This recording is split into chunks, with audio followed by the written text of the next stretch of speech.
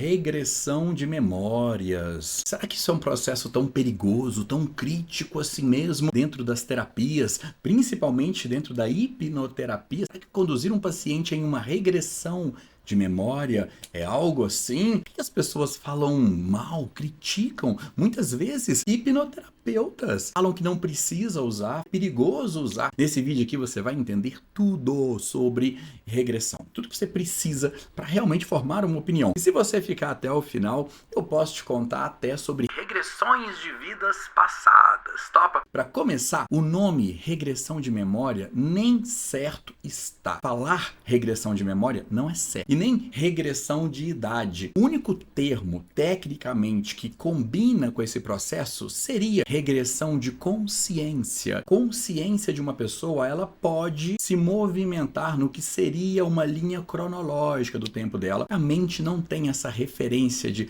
passado, presente ou futuro. Se uma coisa está ativa no cérebro, mesmo que ela tenha sido programada lá na infância, se ela está ativa hoje, é como se ela estivesse acontecendo hoje. Vamos para o que interessa. Por que as pessoas falam mal desse processo? Para mim, é muito mais porque elas não aprenderam a trabalhar com isso ou se sentem intimidadas de trabalhar com ferramentas que são mais poderosas. É como se fosse uma pessoa falando mal de uma faca que é muito amolada. Nossa, aquela faca é perigosa. Olha, é perigosa se você não aprender a trabalhar com ela. Essa faca amolada pode ser uma ferramenta sensacional. Um bisturi, por exemplo, que é instrumento mais afiado do que um bisturi, isso é fundamental para o que ele se aplica a fazer. O problema é não aprender a trabalhar com aquela ferramenta e falar mal dela. As principais críticas que existem sobre processos de regressão é dizer que coloca a pessoa em contato com o problema. Isso é verdade. E ninguém quer colocar um paciente em contato com o problema e simplesmente parar a sessão nesse momento. O que resolve isso? A competência do profissional para resolver o problema, conduzir o paciente na resolução do problema. Os primeiros profissionais que têm receio da regressão são os que não sabem dessensibilização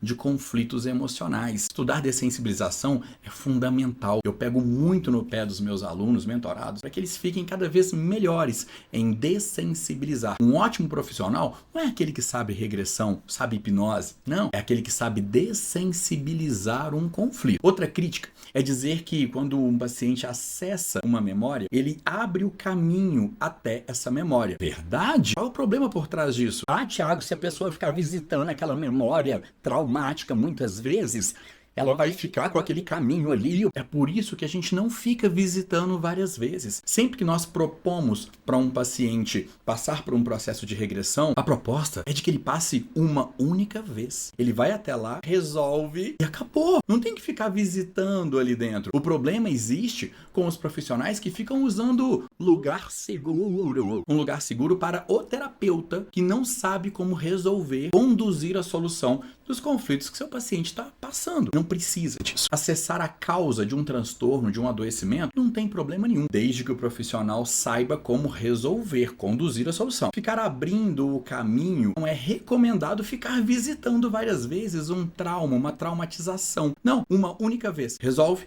e acabou. Uma outra argumentação clássica é dizer que não precisa visitar a causa de um problema, um transtorno, um adoecimento, seja o que for, porque é possível resolver apenas com as informações que a gente tem do paciente no momento atual de vida. Isso não é verdade. E a melhor analogia para explicar isso, imagine uma pessoa que foi picada por uma cobra. Ela chega no pronto-socorro com sinais de envenenamento. Febre e ela está com enjoo. Se o médico der medicamento para baixar a febre e para contornar o enjoo, essa pessoa está sendo tratada contra o envenenamento? Não! Ele está apenas regulando os sintomas, que são nossos amigos. Os sintomas mostram que tem um problema lá dentro. Nós não desligamos sintomas sem entender o que está acontecendo. Então, só até aqui já seria errado e até uma certa imprudência tratar uma pessoa sobre os sinais que ela apresenta. Eu estou desligando o alarme do pré prédio que tá pegando fogo, que ele tá sinalizando que algo tem que ser feito ali dentro, entende a analogia? Ah, eu tenho uma tristeza, eu tenho uma ansiedade, eu tenho uma depressão, eu tenho um diagnóstico. Olha, isso são sintomas. Existe alguma causa, algo causando essas sensações. Segunda coisa errada, ainda nessa analogia de uma pessoa picada por uma cobra, é você oferecer um antídoto qualquer. Qual seria a primeira pergunta de um médico? Qual foi a cobra? Como é a cobra? Você trouxe, matou ou por acaso prendeu e trouxe para nós sabermos qual é o antídoto. Não é qualquer antídoto que vai te salvar. A gente precisa de um antídoto específico para essa cobra ou para esse tipo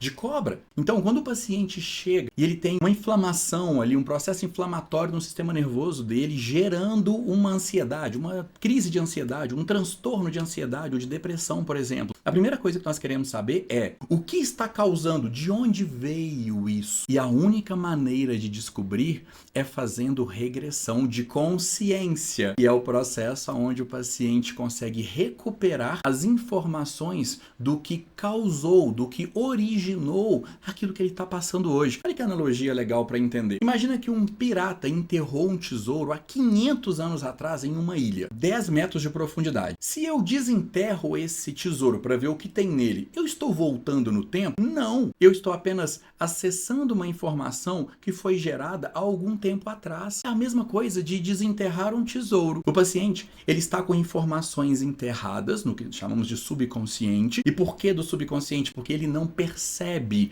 essas informações. Elas estão abaixo do consciente. Ele não tem consciência delas. São circuitos dentro do cérebro que estão funcionando e gerando aquele transtorno, aquele incômodo, aquele sofrimento emocional. Quando o paciente passa por uma regressão de consciência, ele está apenas acessando a informação que foi gerada há algum tempo atrás. Muitas vezes na infância, naquela analogia da cobra e da serpente, para eu descobrir qual é o tipo de antídoto que eu preciso recomendar para esse paciente. A regressão de consciência é um processo extremamente eficaz, valioso e necessário. Sem ele, um profissional fica limitado a tratar sintomas ou a tratar o paciente com antídotos genéricos. Não adianta perguntar para o paciente racionalmente de onde veio o problema. Ele vai elaborar, ele vai interpretar. Por exemplo, eu tenho medo de trovão e minha mãe tinha medo de trovão. Então, obviamente, meu medo de trovão veio da minha mãe. Às vezes não tem nada a ver com isso.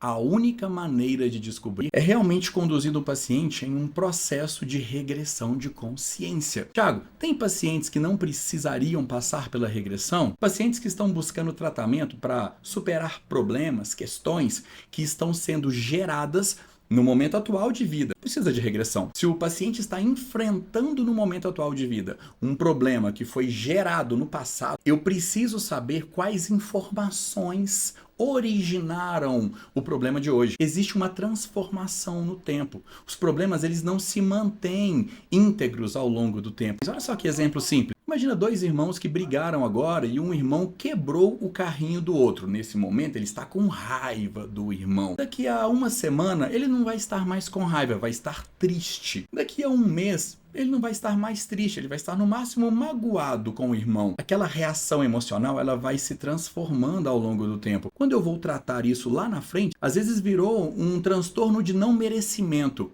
Se esse transtorno tiver origem em uma raiva, essa informação terapeuticamente, tecnicamente, ela é relevante para compor o antídoto. Se eu tratar apenas como um não merecimento, eu posso deixar toda a estrutura anterior dele preservada na mente do paciente para gerar um novo não merecimento em uma semana depois. Agora, quando eu rastreio e limpo todo esse caminho aqui, eu estou realmente criando expectativa no paciente de que nós tratamos tudo o que deve ser tratado. Resumo até aqui, foram muitas informações. Não existe regressão de memória. O termo certo é regressão de consciência. Nunca se faz uma regressão sem resolver o problema. Sempre que eu vou trabalhar com regressão, eu preciso ter muita competência para saber como dessensibilizar, como resolver os conflitos que estão lá dentro. E olha que competência legal para um profissional desenvolver. Eu posso virar para um paciente, meus alunos, meus mentorados também,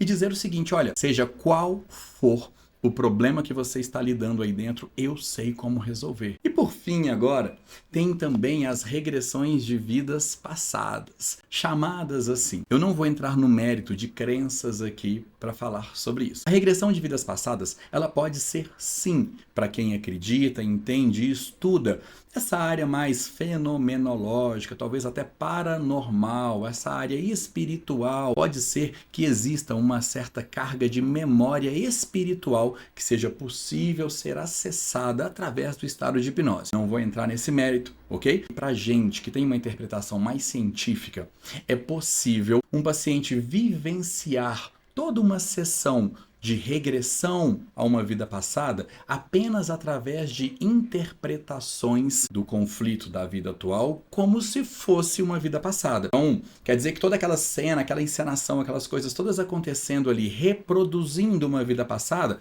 pode ser que sejam apenas maquiagens, ok? Para informações da vida atual. Tiago, mas na minha memória aqui agora, na minha vivência, no que eu estou acessando aqui, eu sou um índio e tem um lobo correndo atrás de mim. Memória de uma vida passada, sim. Mas pode ser também que seja apenas um outro garoto na escola fazendo bullying, correndo atrás de você para tomar o seu dinheiro da merenda quando você tem 3, 4 anos. E a sua mente encontrou uma maneira mais fantasiosa de mostrar que isso está acontecendo. Não estou dizendo que não exista regressão de vidas passadas com acesso a memórias de vidas passadas, ok? Só estou dizendo que existe a possibilidade de uma regressão interpretada como de vidas passadas ser, na verdade, a representação de um conflito da vida atual como se estivesse acontecendo em uma vida passada, porque o sistema de crença cultural do paciente propõe ou promove que isso seja possível. Se estamos juntos, então você entende melhor agora o que é uma regressão e sabe o quanto ele é importante e fundamental para um tratamento terapêutico que considera a superação de questões originadas num momento passado do paciente. Me conta se você gostou desse conteúdo até aqui, deixa seus comentários aqui embaixo, curte o vídeo, comenta, se inscreve no canal, lógico também, quero ver você sempre por aqui, combinado?